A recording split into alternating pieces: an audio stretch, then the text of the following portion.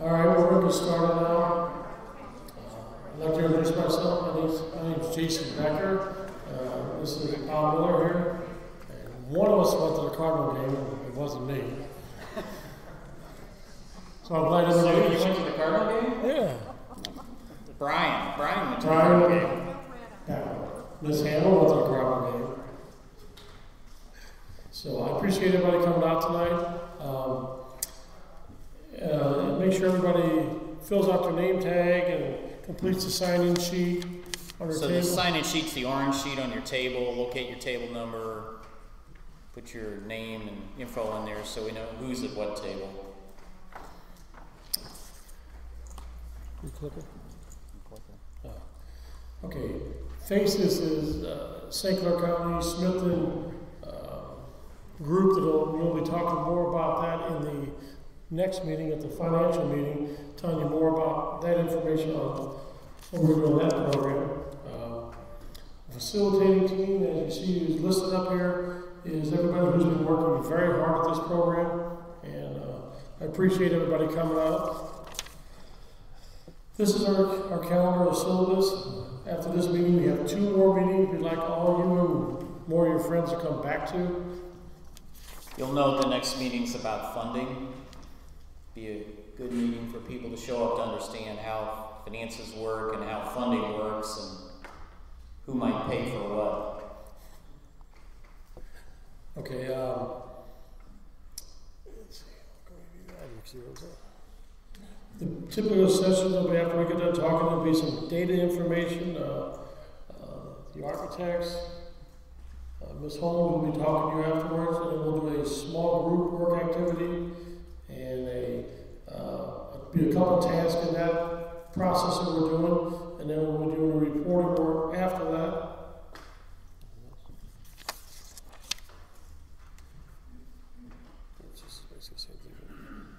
So session documentation, the presenters tonight, Dr. Holmes and the people from the architectural firm will talk about various ideas, concepts, kind of present those challenges to you. You go through a group work activity, you record verbatim responses. Dr. Holmes will produce that executive summary, and then ultimately it'll be a collective decision. There's also a yellow sheet on your table. If you have any questions that you want answered, Dr. Holmes will be answering them later. You can just email her, or she can call you, right? Or they can call you. So if you have any questions, don't be afraid to fill them out. And the purpose is, we don't want to discourage questions, but in this format, if we have everybody asking questions, we're going to be here till 10 o'clock. So record them, turn them in, and Dr. Holmes will respond. If you look at the website here, FACES Smithton, that has all our verbatims, everything from previous meetings is all on that. So you can always go back online and read all that. This is your. It's just a bigger blow up of that sign-in sheet that I showed you a second ago. So, recap, we're going to just talk a little bit about the last session, and this is the summary of what came out of those verbatim responses. So, looking at what did the community groups rank as weighted priorities. So, just a simple mathematical summary of that. 21 said space, 10 said curriculum, 8 said finances. Those were the top few.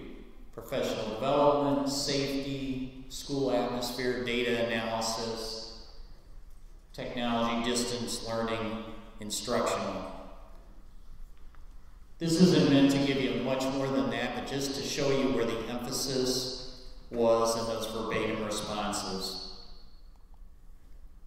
So now we're going to talk tonight about potential improvements for the future. We have the architects here, FGM. We have Mr. Art Hayhurst and Mr. Andy Steele. They're going to walk you through and present some concepts, some ideas, some challenges, and then we're going to task you with kind of trying to decide what are priorities, what should be, what shouldn't be, and Dr. Holmes will also play a part in that presentation. So Art and Andy.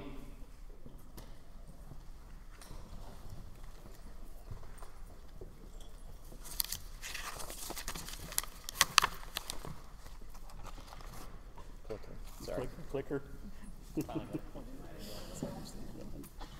Well, good evening. As some of you were here last time, or some are new tonight. I'm Andy Steele. I'm with FGM Architects, one of the architects that have done the 10-year survey in the facility, one that's familiar with the facility, not only doing the walkthrough, but living here almost my entire life. With me is Art Hayhurst. Art and I work together at FGM. He's the principal in charge, and I'm the project manager assigned to Smithton School District. One of the things that we want to cover actually tonight is the construction history of the facility, where it started and where it's at now, the health, life, and safety survey that we performed back in December of 2015, which will cover the school building itself, but also our modular building inspection that we were required to do. Some of the challenges that we found while doing our walkthrough that the facility faces, and also possible improvements, or how those items could be addressed. And we're also going to talk with Sue about the curricular areas and how that would impact any improvements or additions or expansions that the building might need to take on. This slide here just shows the history of the existing building. As you can see, the original two-story was built in 1950. It undertook a rather large addition in 1966, additions in 91, 2097, and 2002. Keep that in mind as we talk about over the years adding on pieces, renovations that took place, various code implications that come along with that. So in December, Art and I walked through the facility and did the 10-year survey. Now, a 10-year survey is a survey that's required by the state of Illinois, or ISBE, is the governing body. Every school district in the state is required to have this on every facility that's in their district. So we did the walkthrough in December 2015, and what we look for is basic code compliance. So certain things like ADA and some other items aren't necessarily addressed in this survey because they're not part of the school code in which it was designed on. So we did the walkthrough, and after we do that, we gathered the data and then we review it with the district. So we sat down with the administration and the maintenance director and went over our findings. Big picture wise, there are not very many items in this facility that don't comply with code or need to be addressed. It's a well-maintained building. The district does an excellent job of keeping it up to shape, doing the service work as required, as they can, with their time and budget.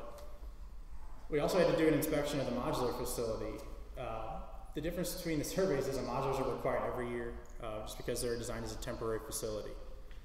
We did that in July. Same thing, we look for code compliance. The current modular that is here on site is leased. It's not owned by the district, and it's around 13 years old. Modular facilities, the school districts bring them in and utilize them, are designed for a 3-year window, primarily. The infrastructure, the way they're set up, it's to move them in, utilize them, expand your building as you need to, or modify your building as you need to house those students, and then move them out. The inspection, as we went through it, for the most part, found that it's holding up adequately, but there is some fatigue in the roof structure itself and the roofing system as a whole. It's something that within the next few years, the district will within the next year or so, the district will really have to take a long, hard look at how they want to address that facility. It is the primary concern for security. It's the only space where students travel inside and outside the building for class exchange, to use the restroom, cafeterias, or any other bonus space like the libraries or technology, things of that nature. So as we did our surveys, we talked with the strategic planning committee, and we kind of developed various other things that we determined could be addressed or should be addressed possibly in the future by the district to bring the district up to what's today's standards in educational facilities.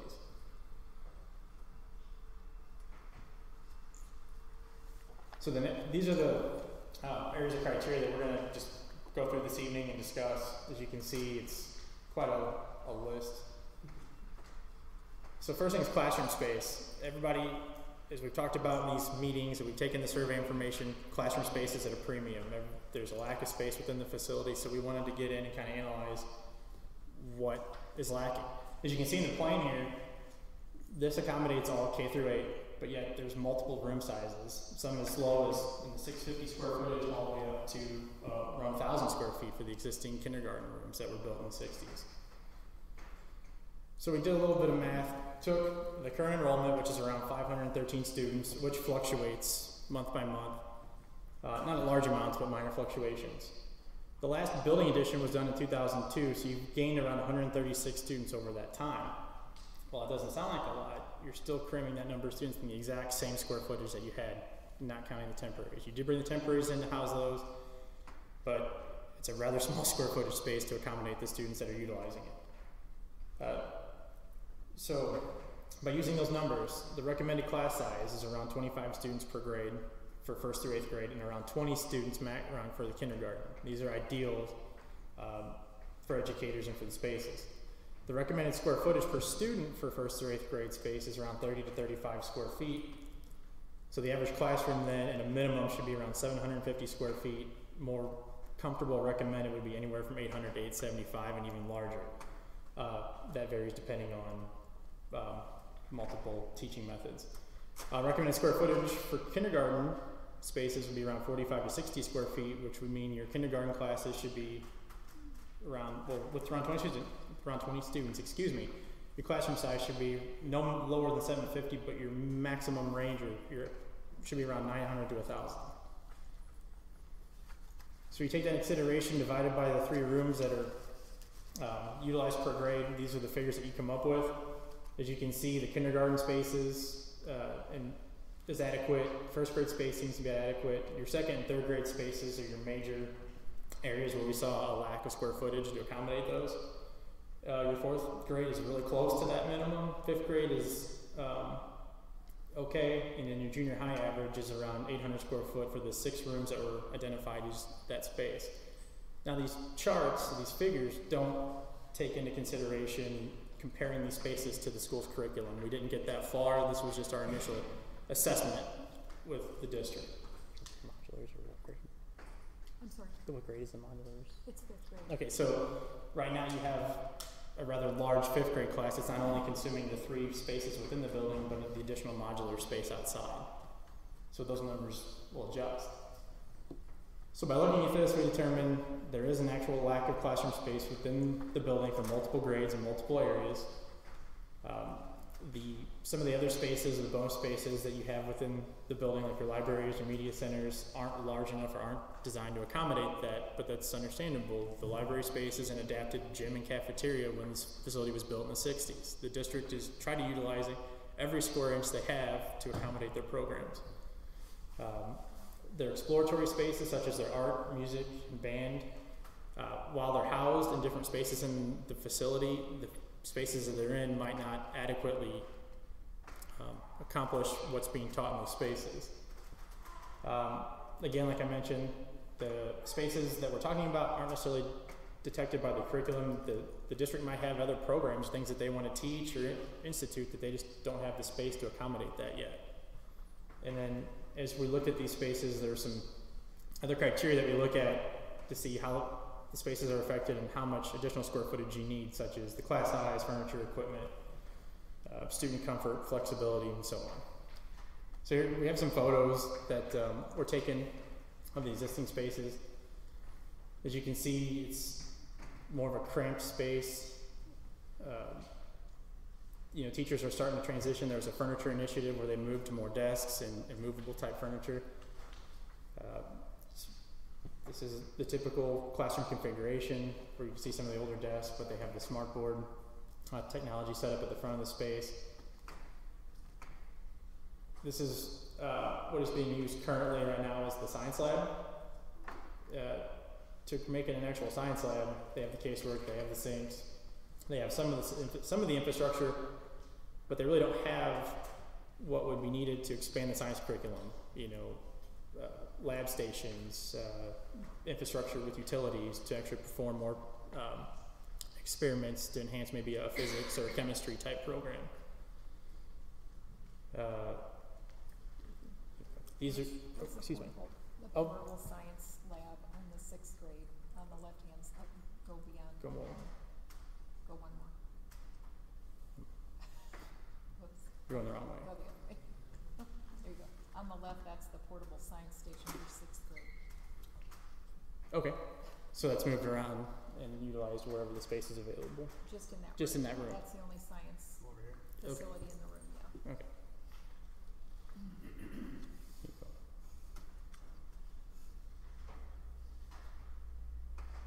This is one of the, go back one hour. This was one of the classroom spaces that's actually set up right now and currently utilized within the modular building.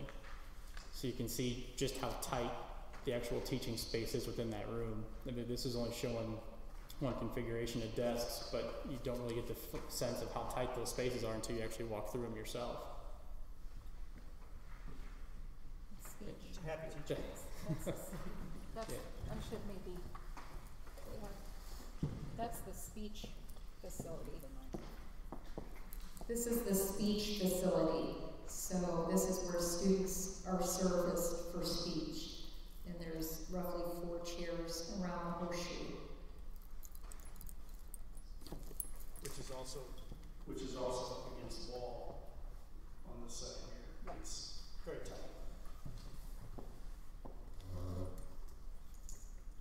This is the what used to be the gym cafeteria, which is now utilized as the library space. As you can see, there's sporadic tables and chairs spread throughout. There's a few stacks located in that space. The occupants per space number is greatly reduced just due to the size or how many students can actually utilize a library with the furniture, with the library stacks, with the items that are located in that space. Andy talked a little bit about access to the space too. So when you're looking at this, you can see how you need to arrange furniture and lay it out for use. But this is also an access point to go from one side of this facility to the other. We'll talk about that. This is some additional pictures within the library. This is one of the spaces that's utilized in the basement or the lower level of the 2-story facility. Those spaces are on average around 600, just under 650 square feet as a teaching space. And as you can see how cramped it can be with not only student desks, but movable furniture, movable storage, and other pieces of equipment that are utilized in those spaces for the purpose of teaching in that room. And this is an exterior picture of the modular facility, which is located here to the west of the main gym. So that covers mainly the classroom space within the building.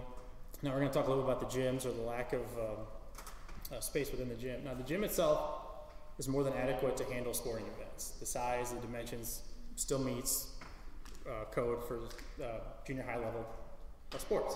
However, it is just one facility. And as we were discussing in our last meeting, there's over 5 winter sports that utilize the gym space that are always fighting over practice time, which is causing schedules, schedule changes. Some kids have to practice later in the evening.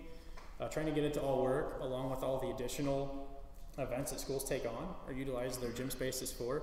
It's just creating more lack of a space to provide time and time slots for these kids to practice, to use the space within reasonable amounts of time. The locker rooms that are located to the west of the facility here, one is an actual locker room, the other one, the original locker room, it was designed as the whole space. They've cut it in half and moved lockers from what was the second locker room to the first one to create a band space. So the locker rooms are rather condensed and small, and they do lack the amount of lockers that would be needed for a typical junior high program, where each student would go change, store their material, or store their stuff, and have a PE class. And then the PE teachers themselves utilize the gym storage right over here behind us as their office and workroom, which is okay in an extent, but they're cutting down their storage space. It's just taking up places they can store their materials. Excuse me, the locker room that is over here to the right, that is actually where the band room and the music room is now located. So what was designed as a locker space is utilized for teaching band. So there's acoustical problems, there's not enough space to, if you get in there and the risers are set up and the band kids are in there trying to practice for an event, it's rather cramped and tight. This is just an image here of the gym with the divider curtain that can be lowered to separate the current gym to accommodate a couple of PE classes. These are the doors in the locker room space over here. As you can see, this is an inside shot of the locker rooms. And there's not enough space to store shoes and bags and things, so this is where they end. This is the other side of that room where the band room was moved to. Each space contained a shower at one time, although they're not utilized, and now they're storage nooks. That's essentially what they've become. And this was a locker room, and this is now the band area. As you can see, the risers folded up, stored, and various instrument storage throughout the room. When things are set up to practice for an event, by the time the risers are set, there's not a lot of room to move in that space, especially with the number of kids you're trying to put in that space at the same time. Cafeteria Kitchen. This is an item that's been discussed multiple times. There's a concern in the district with kids having to have 4 lunch periods, and certain kids start eating after around 10:30 in the morning. So we took a look at the amount of square footage in the cafeteria that can be utilized for tables and chairs for lunch is around 2,000 square feet. That roughly accommodates 134 students per lunch period. Take that by the enrollment, that's why you get your 4 lunch periods. In order to reduce the number of lunch periods to 3 lunch periods, you'd have to add around an additional 600 square feet of seating space within the cafeteria, or you relocate the cafeteria, you add a cafeteria.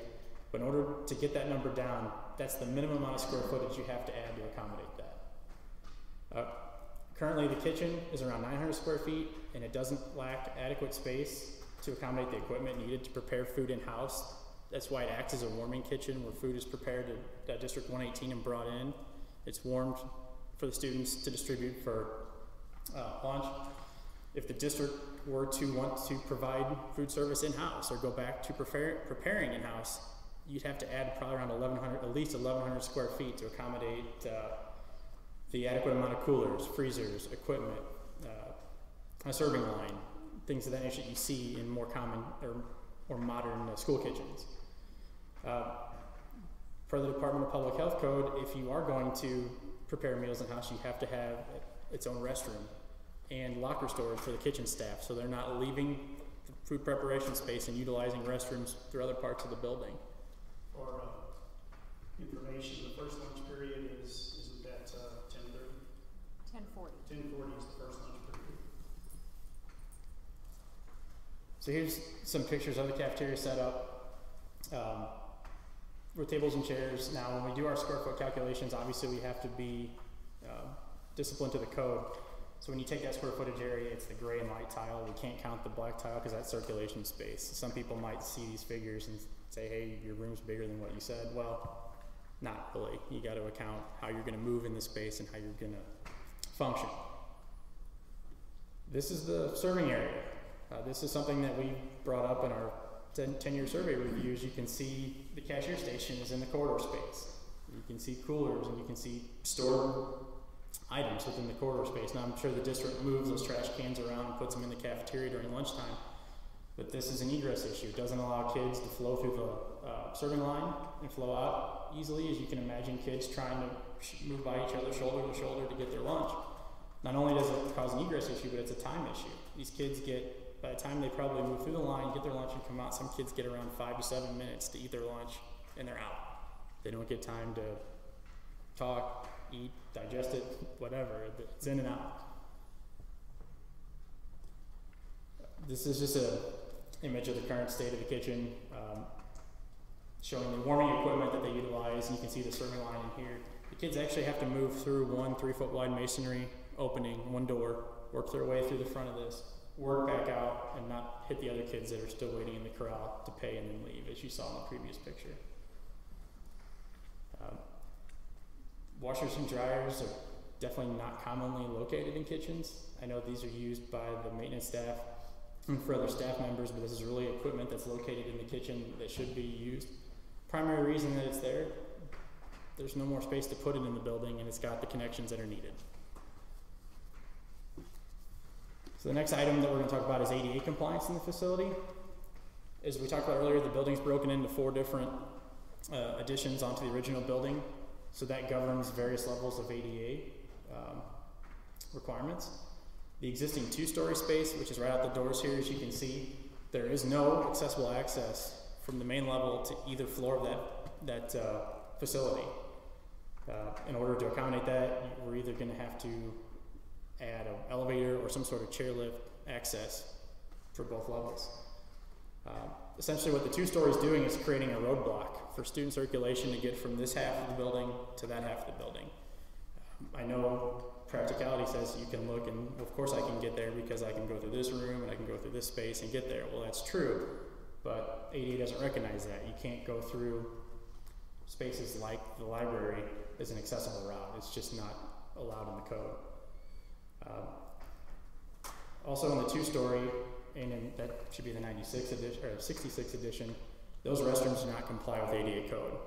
Now they've done some upgrades over the years to try to adjust the fixtures, the finishes, and provide adequate stalls, but they're dimensionally locked in what they have to work with, and no matter how they would reconfigure things in that space, it just does not comply. The 91, 98, and 2002 editions, however, are ADA compliant, and they do have the adequate fixture count. So this portion of the building, for all intents and purposes, complies, and they're up to speed.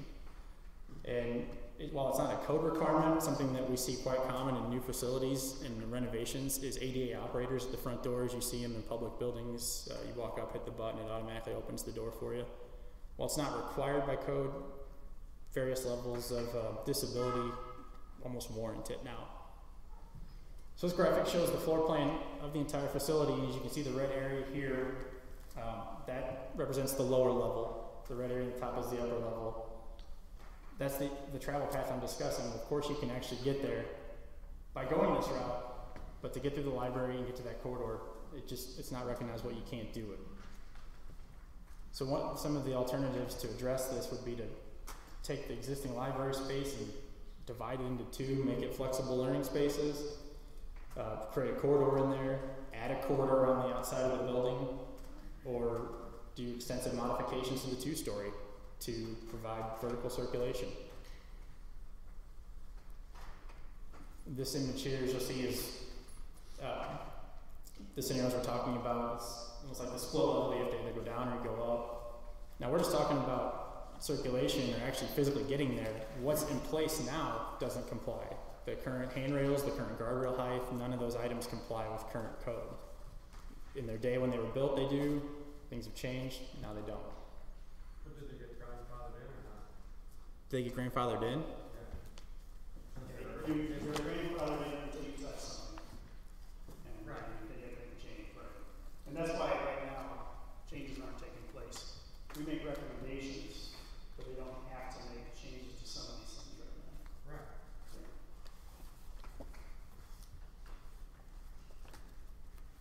Security. In 2014, the district went through security upgrade implementation where they've added security cameras, access control to the exterior doors, as well as upgraded all of the classroom lock functions. So it's all new door hardware in those corridors that provides positive latching and locking ability to the teachers. The main facility as a whole around the exterior envelope provides adequate perimeter security. In a lockdown situation, the main building as a whole is in good shape. The security issue is the kids that are occupying the modular building. There is no link or access to that building. You go outside, walk across the alley, and come in, and vice versa.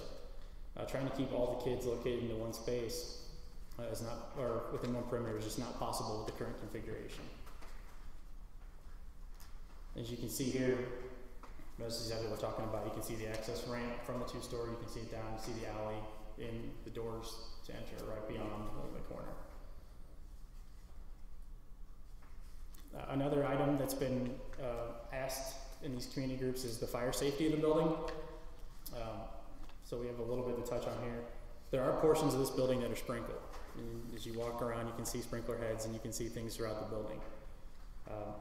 When the portions of the building were added, did not require them to go back and provide sprinkler coverage for the rest of the building. It was just the areas that were impacted.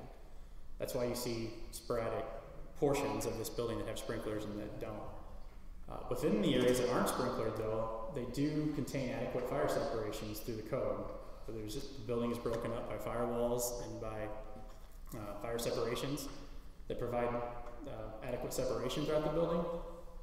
The building as a whole has more than enough exiting capacity scattered throughout the perimeter so people can get out in a hurry if they need to.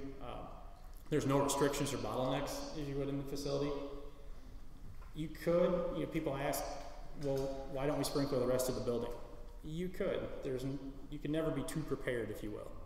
But by adding a sprinkler system, you could address a fire concern off the bat, but it's not really required per the code. And it's a pretty safe facility. It's something that you could look at doing, but in the list of priorities, it might be something that might continue to stay as it's currently installed.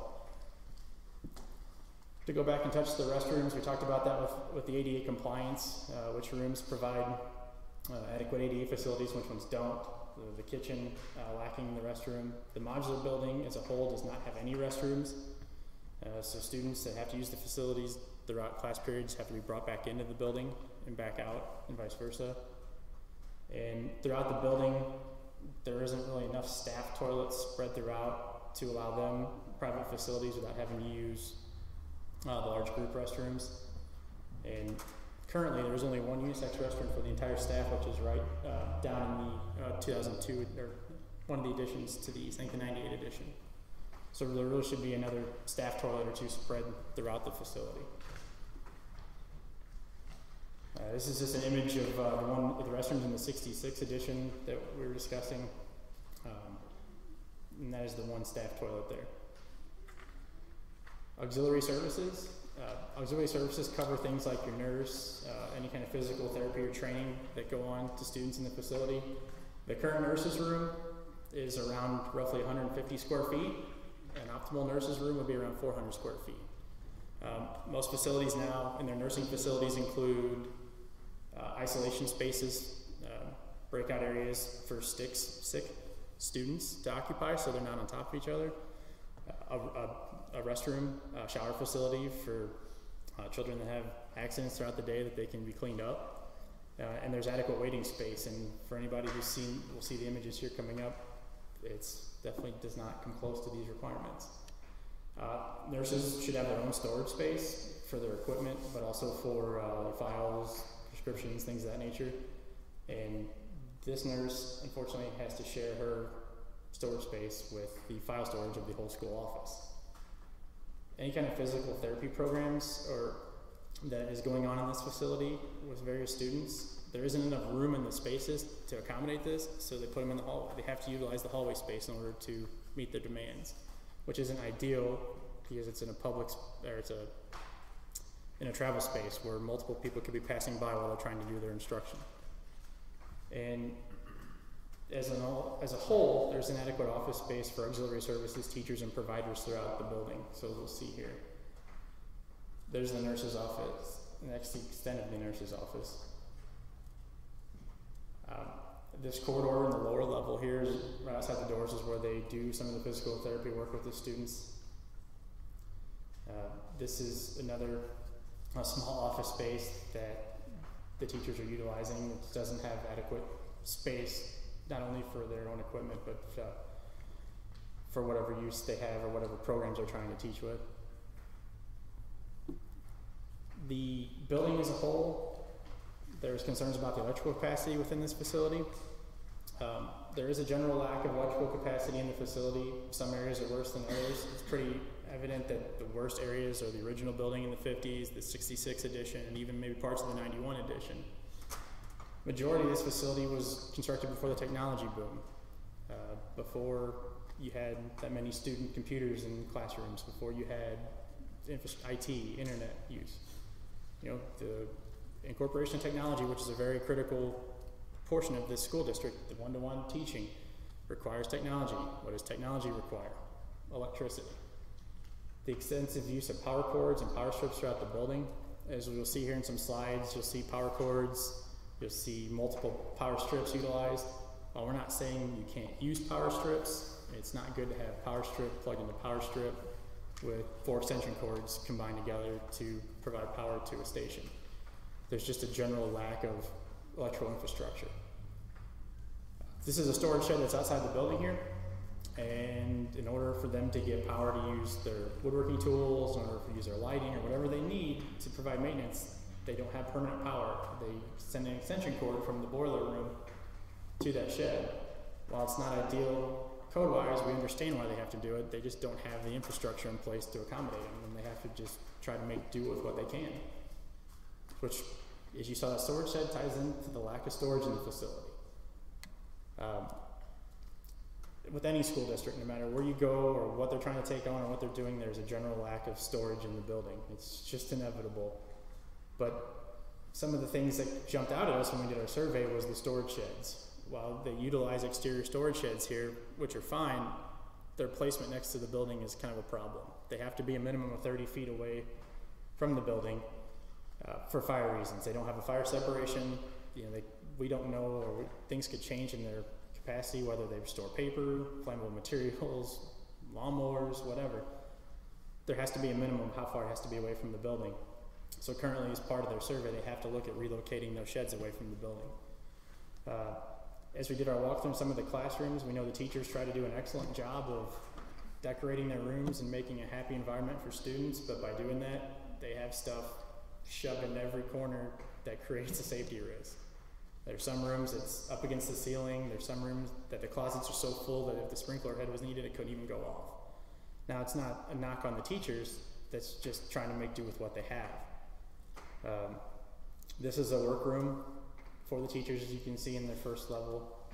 And as we go through these pictures, you'll see that there's just stuff scattered throughout. The district tries to do an excellent job of keeping things out of the hallways, keeping things out of the travel paths. But in some cases, it's just inevitable where they have to put things. It's just a product of what they have to work with. This is in the modular building, I believe. And there's one corridor that provides egress for 4 classrooms, and they have backpacks and shelves and bookcases and books and a drinking fountain and things to reduce their egress path. So some of these other photos are just general storage spaces throughout the district. This here is Ray's workshop, and where he tries to do the maintenance for the facility, and he does the best he can, but he's got his stuff scattered literally throughout the building. Some general other file storage. If there's space left, let's put the chairs there. They make use of every ounce of space they literally have in this building as best that they can. This is the shared file storage for the building, as well as the nurses' storage. So you can see some of the equipment, things that might be used, the refrigerator, supplies for the nurse that really should be isolated within that space or accessible to that space. This is the house facility to the north of the modular building here, the west side of the campus, that the district purchased the land and purchased the home. Possibly, areas for future expansion, but for right now, it is literally a storage facility for them. They're utilizing the space as best they can and try to use it to its abilities. Site drainage is something that's been brought up on multiple occasions over the years. It is a problem. It is something that the district knows that any kind of expansion or improvement will need to be addressed. Stormwater drainage issues occur at the south end of the building along the 98 and 2002 additions. There's a various floor elevations throughout the building, which creates stormwater issues. They know that's something that will need to be addressed, and they're trying to be proactive about it, but it's just one area of concern that in the near future they would have to take a look at, whether it's additions to the facility if they go out that direction, things they would incorporate into that process.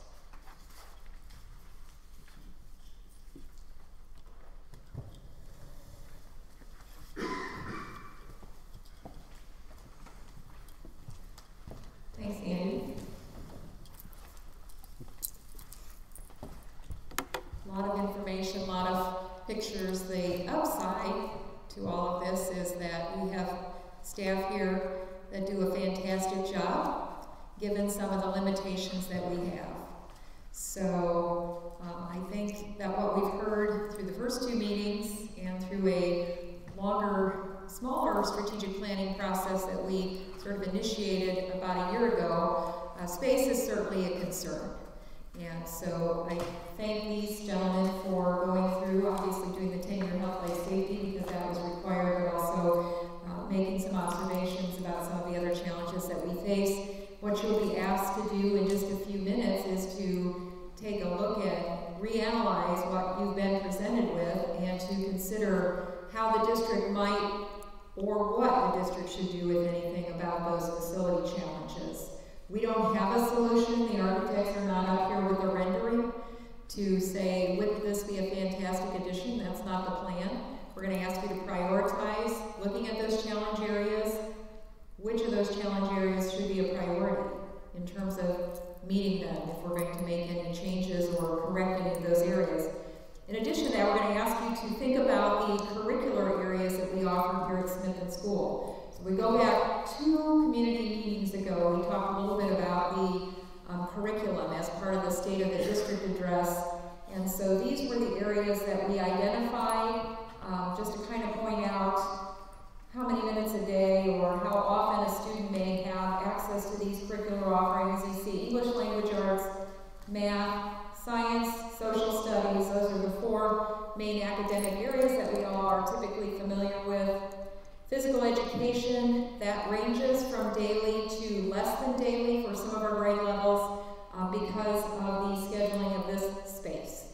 We simply can't get every student in this gym every day. So we have to do some creative things in the classroom to try to meet the requirements of the state in terms of physical activity and supervised physical education. Health, we offer health in 7th and 8th grade. We offer art classes here for a trimester for all grade levels of students. We have technology for a trimester all year long. Vocal music, 20 minutes every other week, typically for K through 4. Band and chorus are very limited, currently only offered during the study hall period because of limitations of staff and space. So when we ask you to look at this later, we'll be asking you to think about the relative importance of each of these areas, because that will help us as we're making some decisions about the future and possibly, reutilizing space or potentially adding on down the road. And I do want to mention, and I'm sure that Bob Miller will also mention this, our next session, session 4, you saw that options for funding. So there's a really important initiative that's growing interest in St. Clair County that could provide some financial relief for us to make some of these changes without increasing your property taxes. So as you're thinking about these things tonight, we ask that you not just say, I absolutely don't want my property taxes to go up by even $1, but if we have some creative ideas for how we might fund some of those improvements, that's what we're asking you to consider. And then to return for the 4th session to hear how those actual funding options might roll out, what that looks like. So with that, I'm going to give it back to Bob. To lead the work activities. We're going to start with a small work activity.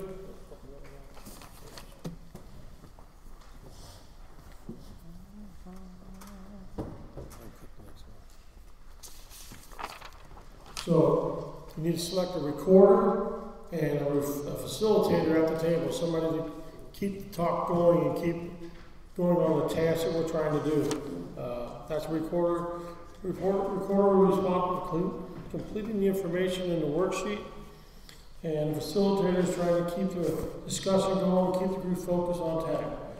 The report group's information. You have a sheet of paper on there that you will report all your information to, and there's just all we want is just one person write everybody's information all on that one sheet. So that's the green sheet on your table. That's the one you want information recorded on. So that information should reflect the consensus. What's that? 15 minutes for the first one. General agreement of the group members. So shouldn't be one person says we got to do this, and it needs to be consensus.